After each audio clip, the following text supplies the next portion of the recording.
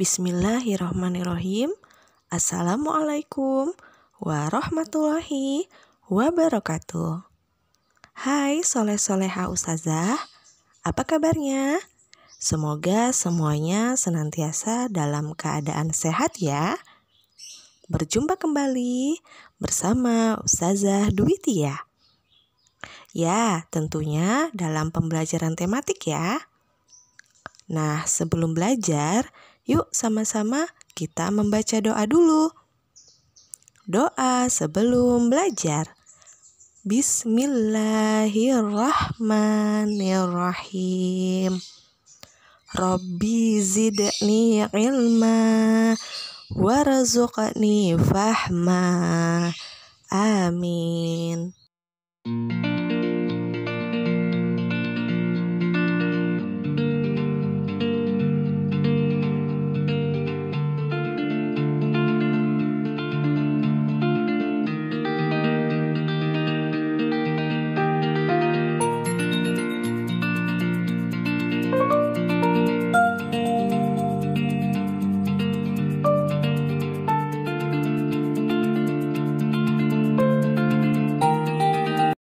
Baiklah, Ustazah lanjutkan ya. Untuk kali ini kita akan belajar mengenai tanda baca titik. Tanda titik ini merupakan salah satu tanda baca yang dipakai di akhir kalimat. Kalimat yang dimaksud bukan merupakan suatu pertanyaan ataupun seruan, akan tetapi pernyataan. Nah, tanda titik ini juga sudah ada di pedoman penggunaannya loh dalam Peraturan Menteri Pendidikan Republik Indonesia nomor 46 tahun 2009 tentang pedoman umum ejaan bahasa Indonesia yang disempurnakan. Jadi, penggunaan tanda baca titik ini harus diperhatikan baik-baik ya. Nah, sekarang yuk sama-sama kita perhatikan kalimatnya ya. Ayam adalah hewan berkaki dua. Cakar kakinya digunakan untuk menggaruk-garuk tanah. Cakar kaki digunakan untuk mencari makanan. Makanan ayam berupa hewan-hewan kecil di dalam tanah. Nah, di akhir kalimat masing-masing ada tanda titik. Tanda titik tersebut sebagai tanda untuk berhenti membaca.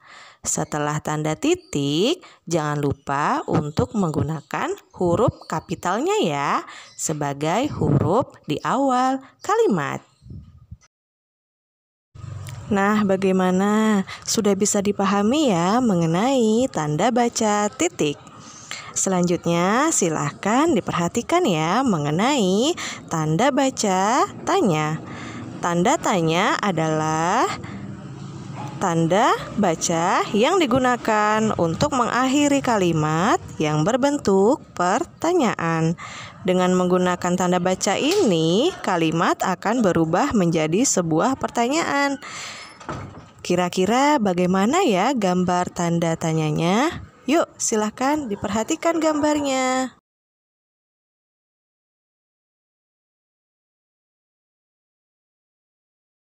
Setelah memperhatikan gambar tanda tanya, selanjutnya adalah ciri-ciri kalimat tanya. Yang pertama adalah selalu diawali dengan huruf kapital dan diakhiri dengan tanda tanya. Yang kedua, biasanya intonasi di akhir kalimat agak meninggi. Yang ketiga, sering menggunakan penambahan kah. Contohnya, apakah, siapakah, di manakah, dan lain-lain. Dan yang keempat, sering menggunakan awalan kata apa, siapa, kapan, di mana, mengapa, dan bagaimana. Agar lebih memahami ciri-ciri kalimatnya, poin 4, yuk sama-sama kita simak ya. Yang pertama adalah apa. Apa digunakan untuk menanyakan benda atau suatu perbuatan. Contoh kalimatnya, apa yang kamu makan? Nomor 2, siapa.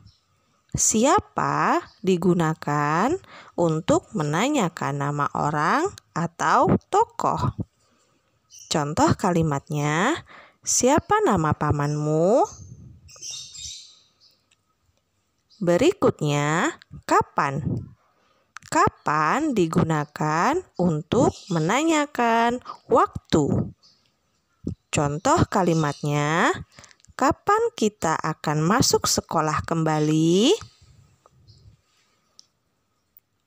Selanjutnya, di mana? Di mana digunakan untuk menanyakan tempat. Contoh kalimatnya, di mana kamu membeli buku ini? Berikutnya, mengapa? Mengapa digunakan untuk menanyakan alasan atau sebab. Contoh kalimatnya, mengapa Lani datang terlambat? Dan yang terakhir, bagaimana?